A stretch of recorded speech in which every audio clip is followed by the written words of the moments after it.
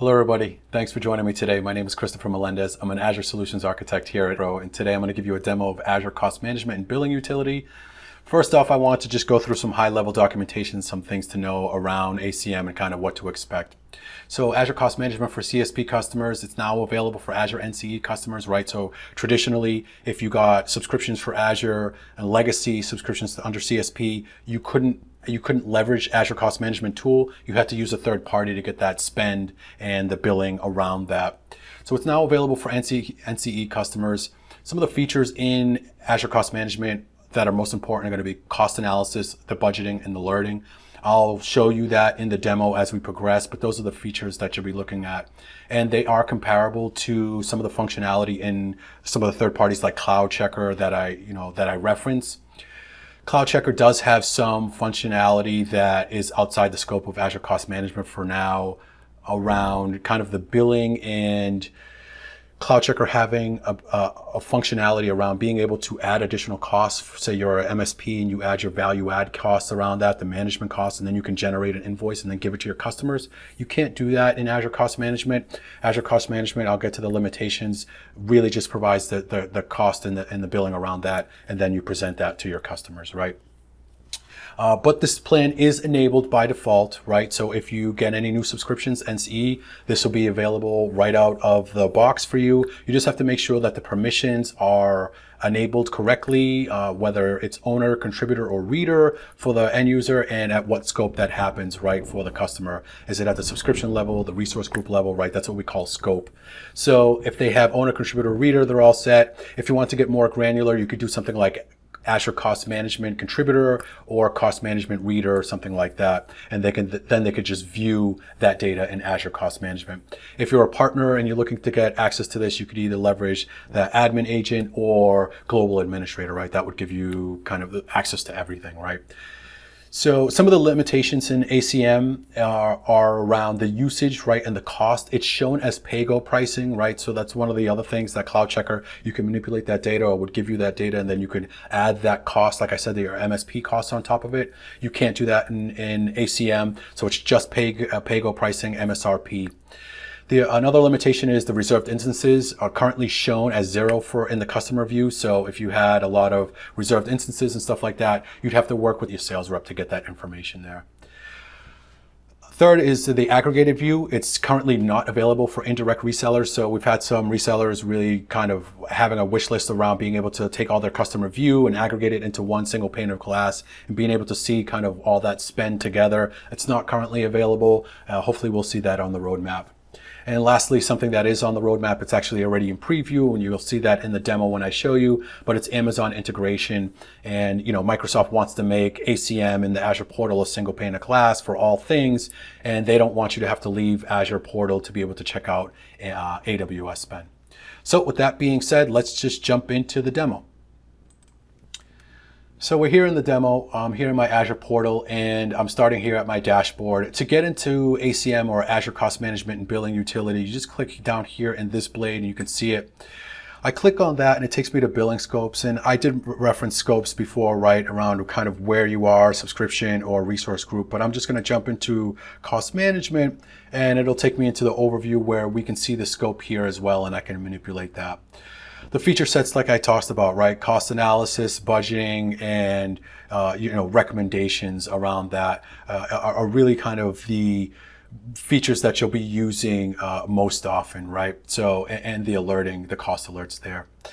So first thing I want to show you is access control. So we talked about the permissioning. If you wanted to get permissioning to Azure Cost Management, you would go to access control here and you would add a role assignment based on kind of what was needed. Like I said, it could be Azure Cost to Contributor or Owner or something like that. So if I wanted to add somebody, who knows, I can just take a user, select a role, I could select it in here, filter on cost, and then there's Cost Management Contributor, Cost Management Reader, right? So right there, giving users access. So nice, simple, and easy. Let's jump into cost analysis. So this is really where you're going to be spending most of your time. So we talked about the scope here, right? I could click on the scope and I could look at my subscription. If you had multiple customers, multiple subscriptions, you'd be able to see those here. You can, filter on that and bounce into them, or you can click on the subscription and then go down, like I said, down the scope into resource group. What if you wanted to look at the cost and management billing of a resource group that was production, like I have here, or development, dev test, or what have you, right? You could drill down and select that, but I'll just start at the subscription for this case, right? So here to start, we are looking at the default view, accumulated cost. And there's a bunch of built-in views here, and we'll talk about this. But accumulated cost is really the cost of what we're looking at from the start of the month to the end of the month. We're looking at August here, and I don't know if I have any budgets here. Yeah, I deleted my budget for August, and I'll show you that. We can then go here and do this month, right? I don't have too much spend. It's only a couple of days into the month, so there's not much here, but I toggle that and we'll see how this information adjusts, and we'll see how that is. So my spend currently right now, $765, and you'll see how the trend up is upward. I could then do prod budget, and the budget I had created for $1,000, and you can see it represented as this dotted red line. So really cool that once you create a budget, you could see how far you off with that spend. And then based on that forecast view here, you can see how it's trending upward, and that's where it thinks you're going to be by the end of the month based on, Microsoft's AI underneath the hood, right? And if you toggle this little information icon here, you could see that it's looking at September 1st to September 30th, and some of the charges might not be there or be, the AI might have not have processed that information because it's too early since you bought that, right? So it could take up to a week to be reflected. Okay, so you see that there. So that's the actual cost, the forecast, and the budgeting. Like I said, you can toggle the different views here. We can add filters. So what if you had an environment and you wanted to filter, say by tags? I get this a lot. I get this really often. So if you had tags and you want to filter by, what if you have tags based on the environment? I had my resource group by environment, but what if you had tags that said development or production, or, I have environment, I have architect, whatever you have, maybe it's SQL, maybe it's database. I can toggle this, I'll select production and I'll click enable here, and then it'll add this tag environment production filter here. And now it's going to calculate and pull this data based on what I have, right? I can add additional filters on top of that. I can keep kind of adding on and getting more granular, or I can reference these donut charts down here. So I have a donut chart graph filtered on service name, location, and resource group. I look here and I say, hey, my VPN gateway is my highest charge. What if I want to look at that even deeper? I can click on that, and you see how the VPN gateway service name filter comes up here. So there's multiple ways to edit this filter, whether you just click on the donut graphs or things that you see, or manual when you add. So then it gives me more granular costs around that. If this is something that you liked and this is the most important view that you want to see filtered on this stuff, I could go up here and do save as and create a name. I'll just do test for now. You can make it private, you can leave it public. I can save that. If I do that, you'll then see the view in this drop down here, and you'll be able to access this view easily without having to do all those steps day in and day out, right? So a lot of value there. You can share it as well. So I can click this, I can click this, and now I'm going back to just my default view for accumulated view there. So like I said, we have these donut charts and graphs. I could change these as well. I can change this from location to meter. Some other toggles here, group by, I could do group by location, and change the area and the different type of kind of representation of the chart here. And like I said, I can save that as well if that's of value to me, right? So a lot of good value there. If I wanted to download this information, I could go to click the download button, and I could download, say, a PNG, an Excel file, or a CSV file, right? And then I can manipulate this data. I can pull it into something like Power BI, Tableau, whatever utility you're using, right? I could also do a scheduled report. If you didn't want to do this and have a manual process, you could do scheduled. In order to do the scheduled report, you have to have Azure Blob, because what this does is it takes it from ACM and then saves the file in Azure Blob, and then you can either create some triggers or things like that where it'll import it into Power BI for you or manipulate the data in some fashion, or you can use, Azure Storage Explorer and pull it down. So I could do test, create this export. I could do daily export of month to date. I could do weekly export of the last 7 days, export of the last month's cost, or a one-time export. I then do the subscription that I have. And like I said, I'd have to do the container and the directory of the Azure Blob that I have. And then once I create this, it'll export it. And like I said, you can then navigate and get to that file whenever you need it. So there is a lot of information there that you get outside of this. And I'm going to show you the other built-in views here. So we started with accumulated costs. There's also cost by resource, which is a lot of value, right? So we saw how kind of the accumulated cost is everything together. The donut chart at the bottom did list the top 5 kind of offenders of the top 5 price. But if you want to look at it per cost by resource, this would be the built-in view that you would use, right? So you could see the resource, you could see the resource type, you can see the location of where that resource lives, the resource group that it lives in, and then the tags associated with those resources and its cost, right? So tons of value. This is something else you could do and filter on and change dates and look at it based on the cost and when that occurred, right? Something that you might want to leverage, which actually has even more detail than the cost by resource, which is kind of closer to the scheduled export, is the invoice details. So traditionally, well, let me not say traditionally, cost by resource would give you the cost of, say, your storage or your virtual machine. But there are other things in Azure that aren't captured by the resource, and that could include, Azure DNS or Security Center, Insight, and bandwidth, right? So that wasn't on the cost by resource. IOs, things like that, hot read operations. So there are other things that are being charged, and you see that in the invoice details, and you don't see that by cost by resource. So I think there's a lot of value in kind of getting even more granular detail there. The other one I do like to touch on is daily cost. I think daily cost has a use case. I think it has a good benefit. So if you had a customer that was, wanted to turn down virtual machines every night, and they want to make sure their automation was right and things were working, you can run this to make sure that you're not having any spikes. So why did I have this spike from the 18th to the 20th? What happened? What did I forget to turn off, right? So you can keep track granularly to make sure automation is, like I said, deallocating virtual machines. You're only paying for the storage, things like that, right? And you can go back in time and make sure to see what you're doing on daily and all that. So really kind of overall view of just, good stuff. So we talked about budgeting, right? I had the budget. I showed you the dotted red line there. I had it set to 1,000. This is the budget I created. You could see the limit there, 1,000. You can see the progress to it. It's early on in the month, so it's not really there. I could click on that. I can edit the budget. I can delete it. I could go back and I could create a new one, right? So I can just run through this really quickly and show you. Budgeting, you could do it at the subscription level. I could change the scope. I could do a budget for just the resource group. Like I said, if it's the development environment, you want to make sure that they don't blow out the costs. You can do that, right? Where I can go down and say, okay, let me go. I'll just do production. That's what I have here. I can click on production. I'll do select. I can also add filters and filter on that and create a budget based on that scope and filter, right? So I can do another one, test. Different reset period, right? So when is this budget reset? It resets every month, quarterly, or annually, where I'll keep track of that budget. I can do the creation date and the expiration date of when it expires and toggle that stuff. And then I just set it, what's that budget threshold amount, right? I already have one for 1,000. Let me do 500 or, 200, and we can see how that red dot line is, right? So I'm already kind of over that.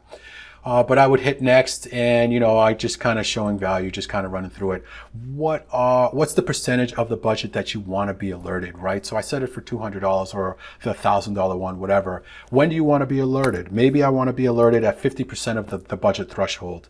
Why would I want to do that? Maybe to tell my IT guys, hey, we're at 50% of the budget or 75% of the budget, right? Maybe 70 or 75%. I want you to go into the environment and take action on it and try to do some housekeeping to minimize those costs. Make sure that there's no outstanding files that you're no longer using, things like that. Do the housekeeping. And what if I want to, and then I toggle my action group, right? And I tell the architects, and I can set up another budget. Maybe this budget will be 95%, and that would be another action group. I would probably create another one where it could be finance, right? Where I would tell, okay, now the director of IT needs to step in, or the CFO needs to step in, and they need to know, hey, our spend is way too much and we need to notify somebody. So management groups, I have those, I'm toggling them here. That's the group of who's going to get notified, right? So it could be a group of architects, a group of finance people, and you can toggle it and say, hey, I want to set up somebody in my resource group and finance, and I want them to be notified. How do I want them to be notified? Well, this is where the magic happens. Email, SMS, push voice, whatever, you can name it. And then you can add the email, you can add SMS, things like that, right? So really cool when it comes to kind of setting up those management groups. And then you can set up the email and all that and create the budget. And just like that, the budget, like I said, you'd see it, you'd see the red dotted line, you see the multiple here, and it's really super cool how this is crunching the numbers, and you get to see it even before you kind of hit save and create, right?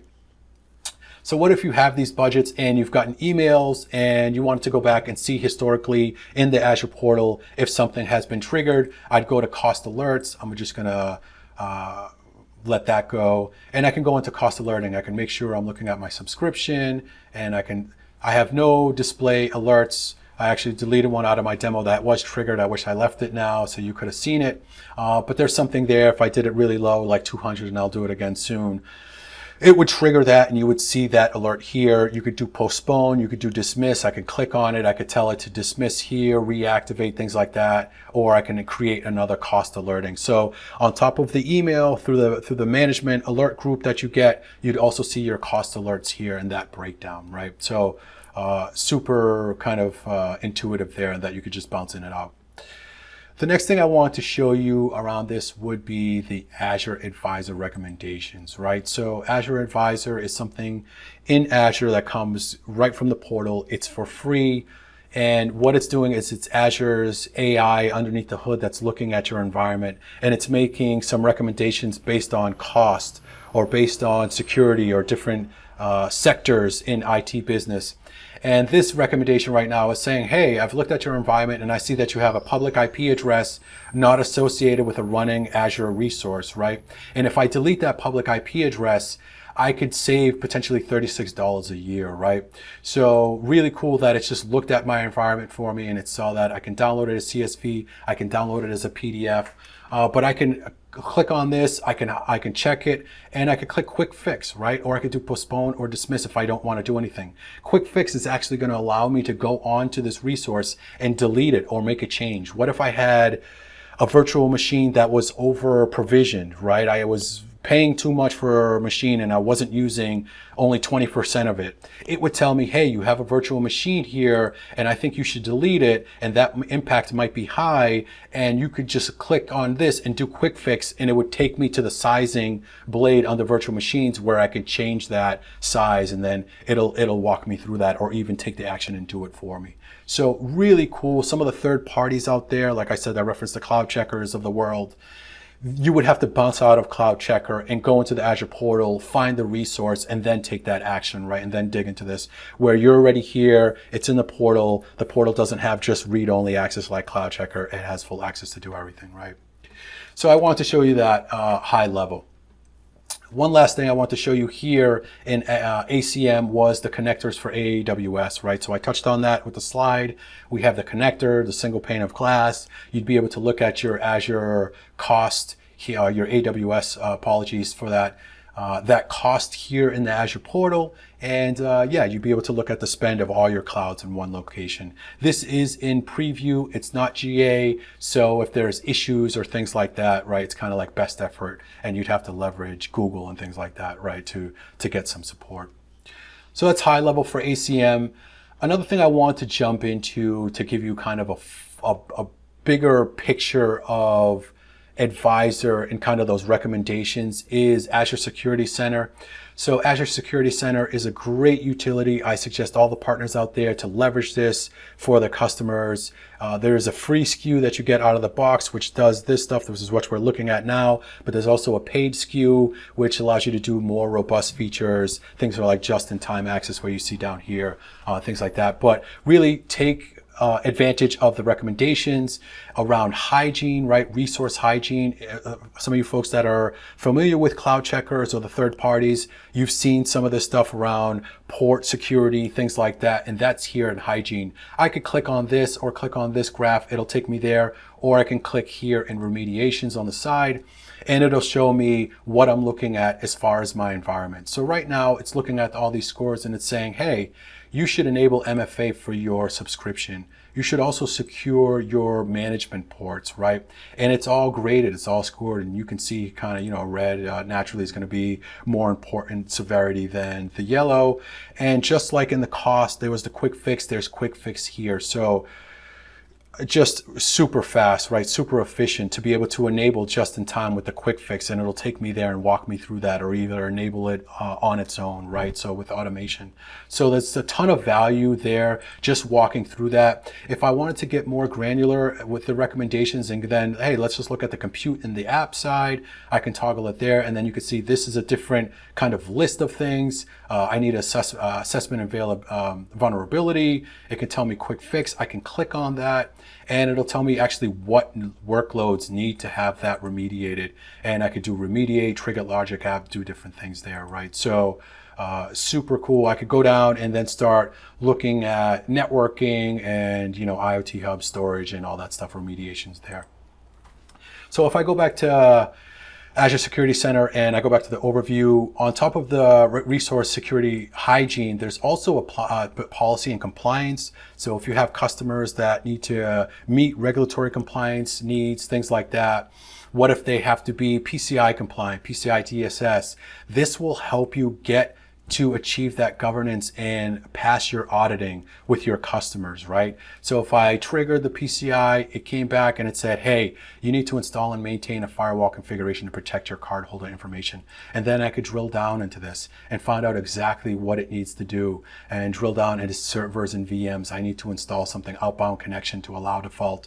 And I could click on that. And then it's going to take me someplace where it's going to give me even more information and description on what I need to do there. So a lot of value to be able to just trigger this and go down and help your customers achieve this regulatory compliance.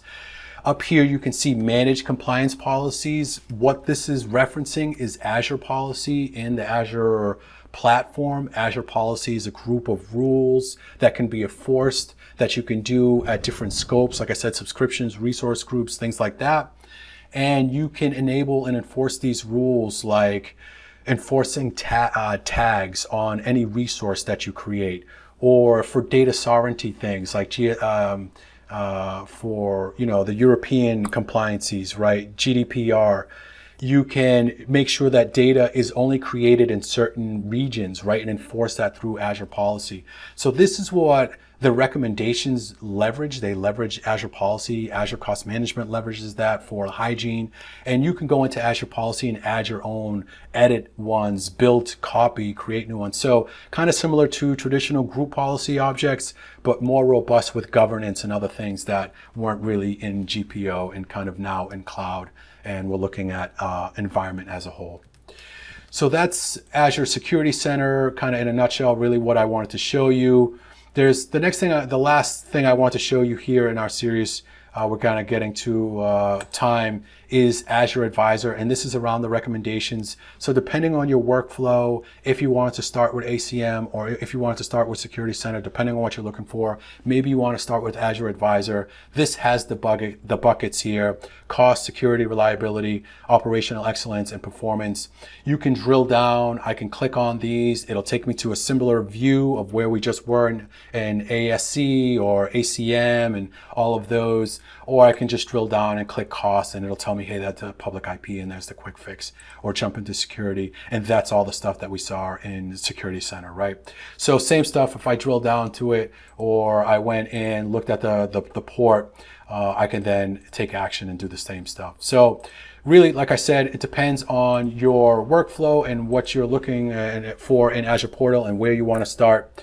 But with that, I wanted to wrap this up. Thank you for taking the time again today. Once again, if you have any other questions or anything, please reach out to our sales reps. They can engage me if we have to have any other conversations going further. And hopefully you found this useful and you could take it back and use some of this information on your day-to-day.